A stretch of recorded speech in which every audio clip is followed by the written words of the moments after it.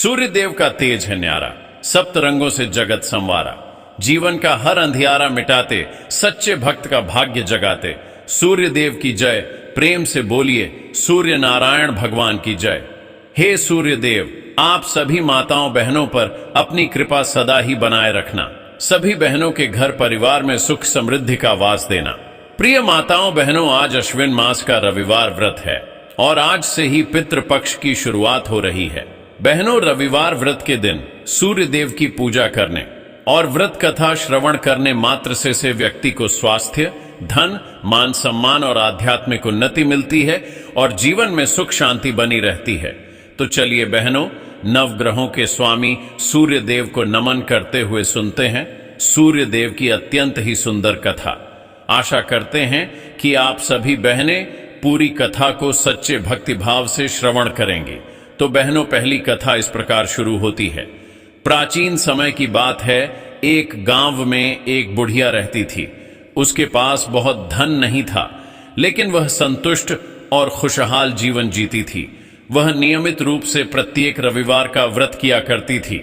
रविवार के दिन वह सुबह जल्दी उठकर स्नान आदि से निवृत्त होकर अपने घर के आंगन को गोबर से लीपकर साफ सुथरा करती थी।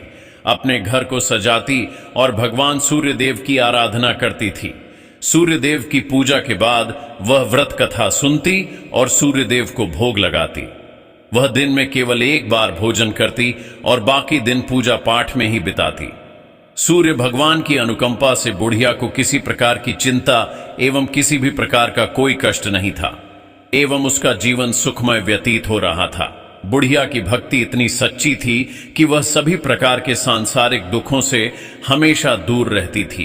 अब तो समय के साथ उसकी मेहनत और भक्ति का फल उसे मिलने लगा और धीरे धीरे उसका घर धन धान्य से भरपूर होने लगा। परंतु उस बुढ़िया को सुखी और संपन्न होते देख उसकी पड़ोसन उससे जलने लगी। हमेशा ही बुढ़िया को परेशान करने का कोई न कोई उपाय बनाती रहती थी। अधिक आयु होने के कारण बुढ़िया अब अपनी गाय की सेवा नहीं कर सकती थी, इसलिए उसने कोई गाय नहीं पाल रखी थी। असल में बुढ़िया अपनी पड़ोसन के आंगन में बंधी गाय का गोबर घर लीपने के लिए ले आती थी, ताकि वह अपने घर को साफ सुथरा कर सके और सूर्य देव की पूजा कर सके। बुढ़िया की संपन्नता देख उसकी पड़ोसन को उससे जलन होने लगी। उनकी पड़ोसन को लगता था कि बुढ़िया के पास गाय तो नहीं है, फिर भी वह हर रविवार अपने आंगन को मेरी गाय का गोबर ले जाकर लीपती है, और यह बात पड़ोसन को बहुत खलती थी। एक रविवार को पड़ोसन ने अपनी गाय को घर के भीतर बांध लिया ताकि बुढ़िया को गोबर न मिले। बुढ़िया को इस बात का अंदाजा नहीं था। जब उसने देखा कि गोबर नहीं है तो वह निराश हो गई और अपने आंगन को लीप नहीं पाई। उसने उस दिन सूर्य देव की पूजा नहीं की और भोग भी नहीं लगाया। बुढ़िया पूरे दिन उपवास में रही और भूखी प्यासी सो गई। उसकी श्रद्धा और आस्था सूर्य देव के प्रति अडिग थी, लेकिन बिना पूजा के वह बहुत दुखी थी। प्रातःकाल जब सूर्योदय से पूर्व उस बुढ़िया की आंख खुली तो वह अपने घर के आंगन में सुंदर गाय और बछड़ा को देखकर हैरान हो गई। गाय को आंगन में बांधकर उसने जल्दी से उसे चारा लाकर खिलाया। बुढ़िया की पड़ोसन ने उस बुढ़िया के आंगन में बंधी सुंदर गाय और बछड़ा को देखा तो वह उससे और अधिक जलने लगी। तभी गाय ने सोने का गोबर किया। गोबर को देखते ही पड़ोसन की आंखें फटी की फटी रह गईं। पड़ोसन ने उस बुढ़िया को आसपास न पाकर तुरंत उस गोबर को उठाया और अपने घर ले गई। इसके बाद पड़ोसन अपनी गाय का गोबर वहां रख आई और इस तरह वो रोज यही करने लगी। सोने के गोबर से पड़ोसन कुछ ही दिनों में धनवान हो गई। गाय प्रतिदिन सूर्योदय से पूर्व सोने का गोबर किया करती थी और बुढ़िया के उठने के पहले पड़ोसन उस गोबर को उठाकर अपने घर ले जाती थी और बहुत दिनों तक बुढ़िया को सोने के गोबर के बारे में कुछ पता ही नहीं चला। बुढ़िया इसी तरह हर रविवार को भगवान सूर्यदेव का व्रत करती रही और कथा सुनती रही। लेकिन जब एक दिन सूर्य भगवान को जब पड़ोसन की चालाकी का पता चला तो उन्होंने तेज आंधी चलाई। आंधी का प्रकोप देखकर बुढ़िया ने गाय को घर के भीतर बांध दिया। जब सुबह उठकर बुढ़िया ने सोने का गोबर देखा तो उसे बहुत आश्चर्य हुआ। उस दिन के बाद से बुढ़िया गाय को घर के भीतर बांधने लगी। सोने के गोबर से बुढ़िया कुछ ही दिन में बहुत ही अधिक धनी हो गई। उस बुढ़िया के धनी होने से पड़ोसन बुरी तरह जल भुनकर राख हो गई। और उसने अपने पति को समझा बुझाकर नगर के राजा के पास भेज दिया। सुंदर गाय को देखकर राजा बहुत खुश हुआ। उसने गाय को महल में ही रखवा लिया। सुबह जब राजा ने सोने का गोबर देखा तो उसके आश्चर्य का ठिकाना न रहा। अब तो बुढ़िया सूर्य देव से अपनी गाय वापस पाने के लिए प्रार्थना करने लगी। सूर्य भगवान को भूखी प्यासी बुढ़िया को इस तरह प्रार्थना करते देख उस पर बहुत करुणा और दया आई। उसी रात सूर्य भगवान ने राजा को स्वप्न में कहा, राजन, बुढ़िया की गाय व बछड़ा तुरंत लौटा दो, नहीं तो तुम पर विपत्तियों का पहाड़ टूट पड़ेगा, तुम्हारा महल नष्ट हो जाएगा। सूर्य भगवान के स्वप्न से बुरी तरह भयभीत राजा ने प्रातः उठते ही गाय और बछड़ा बुढ़िया को लौटा दिया। साथ ही राजा ने बहुत सा धन देकर बुढ़िया से अपनी गलती के लिए क्षमा मांगी। राजा ने पड़ोसन और उसके पति को उनकी इस दुष्टता के लिए दंड दिया। फिर राजा ने पूरे राज्य में घोषणा कराई कि सभी स्त्री पुरुष रविवार का व्रत किया करें। रविवार का व्रत करने से सभी लोगों के घर धन धान्य से भर गए। राजनगर में चारों ओर खुशहाली छा गई। स्त्री पुरुष सुखी जीवन यापन करने लगे तथा सभी लोगों के शारीरिक कष्ट भी दूर हो गए। मित्रों, पहली कथा समाप्त हुई। बोलिए सूर्य भगवान की जय। जय जय सूर्यदेव। अब सुनते हैं बहनों सूर्यदेव की दूसरी कथा। प्राचीन समय की बात है। संतपुरा नगर में एक निर्धन ब्राह्मण रहता था। वह सूर्यदेव का अनन्य भक्त था। ब्राह्मण संसार के सुख दुख से परे केवल सूर्यदेव की आराधना में लीन रहता था। वह हर रोज सुबह सबसे पहले नहाता और सूर्य भगवान की पूजा करता और इसके बाद अन्य काम किया करता था। उसकी भक्ति इतनी गहरी थी कि उसकी सुबह की पहली किरण और शाम की अंतिम पूजा सूर्य भगवान को समर्पित होती थी। लेकिन भक्ति के इस मार्ग ने उसे संसार के कठोर सत्य गरीबी से दूर नहीं किया। उसकी झोपड़ी टूटी फूटी थी और पेट भरने के लिए घर में एक समय का भोजन भी नहीं हो पाता था। उसकी पत्नी रोज उसे ताने देती कि दिन भर पूजा करते हो, लेकिन घर में चूल्हा जलाने को अन्न तक नहीं होता है। भला कहीं भक्ति से पेट भरता तो क्या ही बात होती। ब्राह्मण हर रोज अपनी पत्नी की बातें सुनता, लेकिन अपनी भक्ति से डिगता नहीं था। उसके पड़ोसन भी उसे निकम्मा कहकर अपमानित करते थे कि सारा दिन इधर उधर घूमता है, जैसे कोई बड़ा तपस्वी हो। अब धीरे धीरे इन तानों और उपेक्षाओं ने उसके मन को गहराई तक आहत करना शुरू कर दिया था। एक दिन उसने निर्णय लिया कि अब इस संसार को छोड़कर केवल सूर्य भगवान की शरण में चला जाऊंगा। इसके लिए ब्राह्मण ने अगली सुबह जल्दी उठकर स्नान किया, पूजा की सामग्री ली और जंगल की ओर चल पड़ा। चलते चलते उसे एक निर्जन स्थान मिला, जहां एक सूखा हुआ पीपल का पेड़ और एक लगभग सूखा हुआ तालाब था। ब्राह्मण ने सोचा, यही स्थान मेरी भक्ति के लिए उपयुक्त है। उसने पीपल के नीचे बैठकर सूर्य भगवान की आराधना शुरू की।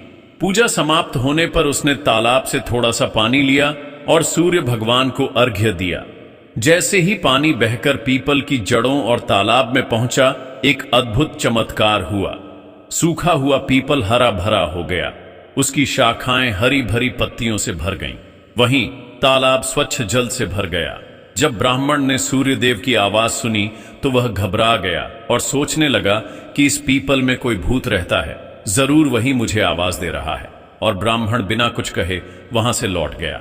अब तो हर रोज जब ब्राह्मण पूजा करता तभी उस तालाब से आवाज आने लगती। रोज यह सुन सुनकर वो चिंतित होकर दुबला होने लगा। ब्राह्मण की पत्नी कभी कभी उससे मिलने जंगल में जाती थी।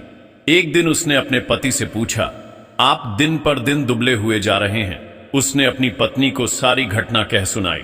उसकी पत्नी, जो सामान्यतः उसे ताने देती थी, इस बार अपने पति की बात सुनकर गंभीर हो गई।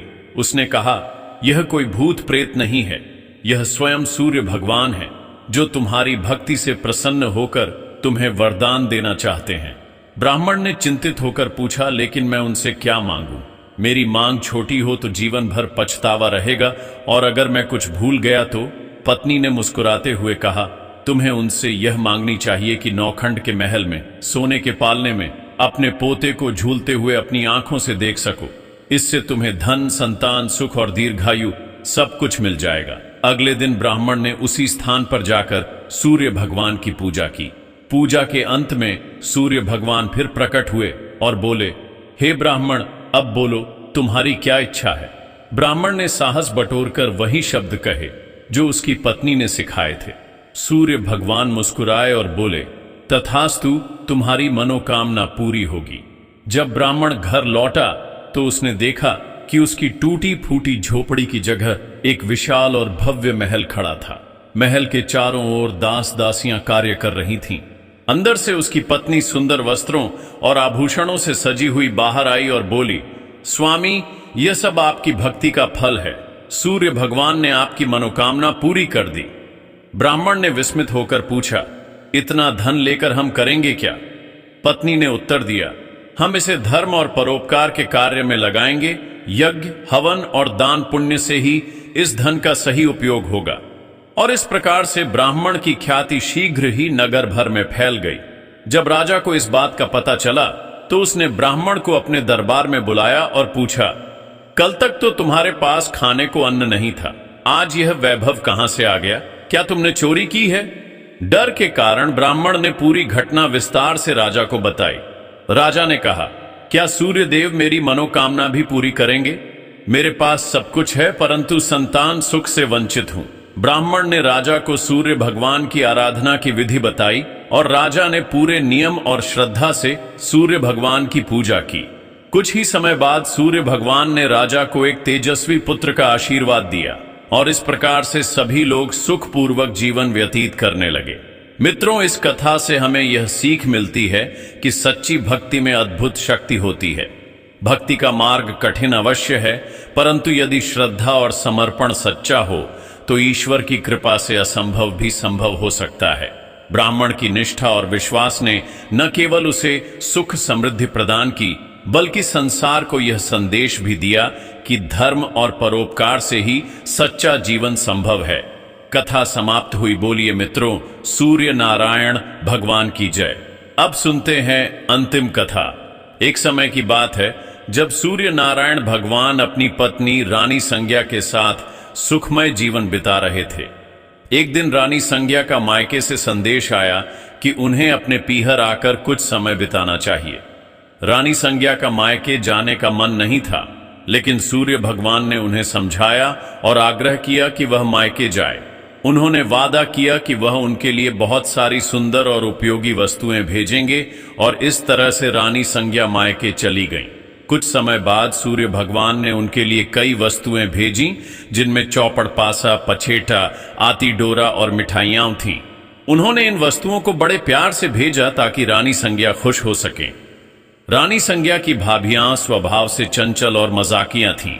उन्होंने सूर्य भगवान द्वारा भेजे गए इन उपहारों के डिब्बों को खोला और सारा सामान निकालकर उनकी जगह कंकड़, पत्थर और कांटे भर दिए और फिर उन्होंने डिब्बों को वैसे ही बंद कर दिया जैसा उन्हें मिला था। जब रानी संज्ञा ने इन डिब्बों को खोला और उनमें से सामान निकालने के लिए हाथ डाला तो उनके हाथ में कांटे चुभ गए। उनकी भाभियां यह देख जोर जोर से हंसने लगीं। यह देखकर रानी संज्ञा को बहुत गुस्सा आया, लेकिन वह कुछ कह नहीं पाई। कुछ समय बाद सूर्य भगवान रानी संज्ञा को वापस लेने आए, लेकिन जब रानी संज्ञा ससुराल लौट आईं तो उन्होंने सूर्य भगवान से बात करना बंद कर दिया। यहां तक कि वह अपनी सासू मां और अन्य परिजनों से भी कोई बात नहीं करती थीं। अब तो सूर्य भगवान को यह बात बहुत अजीब लगने लगी। उन्होंने अपनी मां से पूछा, माताजी, क्या रानी संज्ञा आपसे बात करती है? उनकी मां ने कहा, नहीं बेटा, जब से वह मायके से लौटी हैं उन्होंने किसी से बात नहीं की। सूर्य भगवान को यह चिंता का विषय लगा। उन्होंने अपनी मां से कहा, आज आप उनसे कहिए कि घर में साल यानी चावल की बोरी रखी है, उससे चावल निकालें, लेकिन ध्यान रखें कि एक भी चावल टूटना नहीं चाहिए। जब रानी संज्ञा को यह काम बताया गया तो वह और अधिक दुखी हो गईं और उन्होंने अकेले में बैठकर रोना शुरू कर दिया। फिर वह छत पर गईं और चिड़ियों को पुकारने लगी। उन्होंने चिड़ियों से कहा, मैंने हमेशा तुम्हें दाना डाला है, अब मेरी मदद करो और इन चावलों को छील दो। चिड़ियों ने उनकी पुकार सुनी और सभी चावल छीलकर उड़ गईं। सायंकाल में सूर्य भगवान ने अपनी मां से फिर पूछा, माताजी, रानी संज्ञा ने कुछ कहा? मां ने जवाब दिया, नहीं बेटा, वह कुछ नहीं बोली। सूर्य भगवान ने कहा, अब आप उनसे कहिए कि 108 छेद वाली मटकियों में पानी भरे। जब रानी संज्ञा को यह काम बताया गया तो वह तालाब के पास जाकर बैठ गईं और वहीं रोने लगीं। उनकी हालत देखकर मेंढकियां उनके पास आईं और पूछा, आप क्यों रो रही हैं? रानी संज्ञा ने कहा, मेरी सासू मां ने 108 छेद वाली मटकियों में पानी भरने को कहा है, बताओ इनमें पानी कैसे टिकेगा? मेंढकियों ने कहा, आप चिंता मत करो, हम छेदों पर चिपक जाएंगी, फिर आप आराम से मटकियां भर लेना। यह सुनकर रानी संज्ञा को थोड़ा सुकून मिला। मेंढकियों ने अपनी बात रखी और रानी संज्ञा ने आसानी से मटकियों को पानी से भर दिया। उस दिन भी सूर्य भगवान ने अपनी मां से पूछा, माता जी, रानी संज्ञा ने कुछ कहा?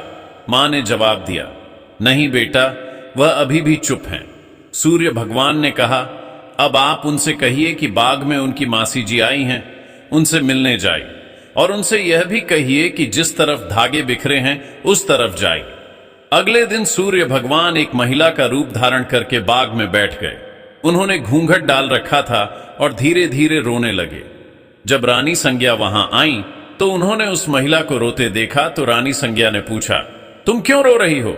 क्या कोई मुसीबत है? सूर्य भगवान महिला के स्वर में बोले, आपकी मुसीबत के सामने मेरी मुसीबत कुछ नहीं है। यह सुनकर रानी संज्ञा फूट फूट कर रोने लगी। उन्होंने कहा, मैं अपने मायके नहीं जाना चाहती थी, फिर भी उन्होंने मुझे जबरदस्ती भेज दिया। वादा किया था कि अच्छी अच्छी वस्तुएं भेजेंगे, लेकिन उन्होंने डिब्बों में कंकड़, पत्थर और कांटे भेज दिए। जब मैंने डिब्बे खोले तो मेरे हाथ कांटों से घायल हो गए। वापस आने पर उन्होंने साल में से चावल निकालने को कहा और एक भी चावल टूटने नहीं चाहिए। फिर उन्होंने 108 छेद वाली मटकियों में पानी भरने का आदेश दिया। ये कहते कहते रानी संज्ञा की आंखों से आंसू बहने लगे। रानी संज्ञा की बात सुनकर सूर्य भगवान ने उनका हाथ पकड़ लिया और अपने असली रूप में आ गए। उन्होंने कहा, रानी संज्ञा, चुप हो जाओ, मैंने तुम्हारे लिए चौपड़ पासा, मिठाई और सुंदर वस्तुएं भेजी थीं। यह सब तुम्हारी भाभियों का मजाक था, मेरी कोई गलती नहीं थी। अगर तुमने यह बात पहले ही बता दी होती तो तुम्हें इतनी मुसीबत नहीं झेलनी पड़ती। सूर्य भगवान की बात सुनकर रानी संज्ञा को राहत मिली और उन्होंने सूर्य भगवान को क्षमा कर दिया और सूर्य देव रानी संज्ञा के साथ खुशी खुशी रहने लगे। मित्रों, यह कथा हमें यह सिखाती है कि धैर्य और सहनशीलता हर परिस्थिति में हमारा साथ देते हैं। इस कथा में प्रकृति के जीव जंतुओं जैसे चिड़ियों और मेंढकियों ने रानी संज्ञा की मदद की, जिससे यह संदेश मिलता है कि जब हम दूसरों के लिए अच्छे काम करते हैं तो संकट के समय वे भी हमारी मदद करते हैं। कथा समाप्त हुई। बोलिए मित्रों, सूर्य